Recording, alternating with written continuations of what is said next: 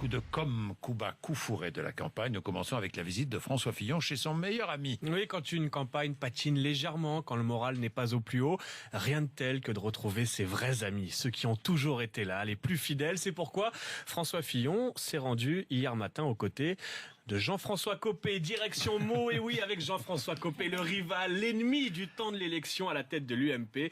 Mais aujourd'hui, tout cela est oublié.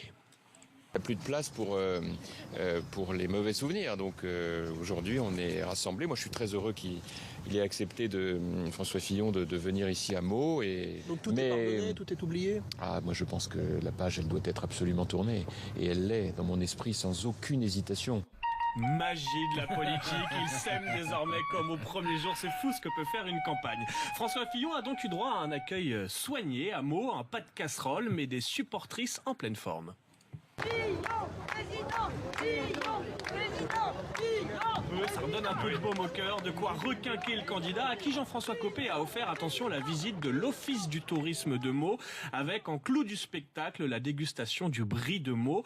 Et ne me demandez pas pourquoi, 4 hommes déguisés en fromage étaient présents et ont entonné devant François Fillon la chanson du brie de Meaux.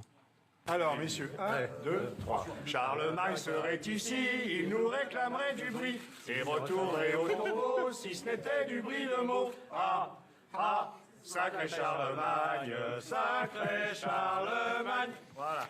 On peut lire tout le bonheur, la joie dans les yeux de François Fillon qui se demande un peu ce qu'il fait là, mais bon, la politique a parfois ses raisons. T'es déguisé en bruit de mots, les mecs. Un autre candidat était en déplacement hier, Jean-Luc Mélenchon. Pas question de se rendre au salon de l'agriculture, il préfère le terrain et a donc convié la presse hier dans une ferme biologique de l'Oise. Problème pour Jean-Luc Mélenchon, ces satanés journalistes posent des questions et même des questions auxquelles on ne veut pas répondre, notamment au sujet de Benoît Hamon et de la fin des négociations entre les deux hommes. Eh bien, quand Jean-Luc Mélenchon ne veut pas répondre, il le fait savoir. Vous l'avez dit tout à l'heure, il y avait des points communs avec M. Hamon sur le programme agricole. Oui. Il n'y a pas eu d'alliance. Eh bien, demandez-le aux vaches. Pourquoi vous n'avez pas demandé? Voilà. Merci beaucoup.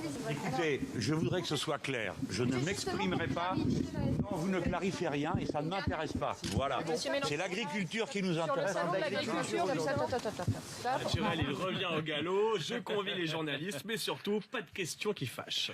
Plus il monte dans les sondages, plus Emmanuel Macron est la cible de ses adversaires. Et chacun y va de sa petite formule pour qualifier le candidat En Marche. Premier exemple, Benoît Hamon hier matin. Le centre droit que propose Emmanuel Macron est un centre droit qui ne propose rien d'autre que finalement le programme de Fillon, le sourire en plus.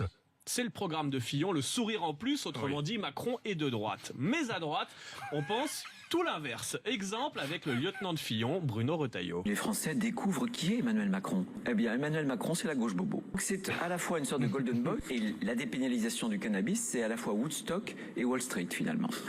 Woodstock et Wall Street à la fois. Ça là. a été peaufiné. Il y a du travail. Oui, Belle il y a du formule. travail. Décidément, Emmanuel Macron les inspire tous à l'image du député d'extrême droite, Gilbert Collard. Il est la synthèse absolument scintillante du système. Il est à lui tout seul le music-hall politique. Et au fil du temps, comme sur une vieille comédienne abîmée, le maquillage va se découdre et tomber. La métaphore de la vieille comédienne, toujours aussi classe, toujours raffinée. On peut compter sur Gilbert Collard. Bien, il est 8h29. Yannick Jadot. Dans un instant, je voudrais remercier tous les téléspectateurs d'RMC Découverte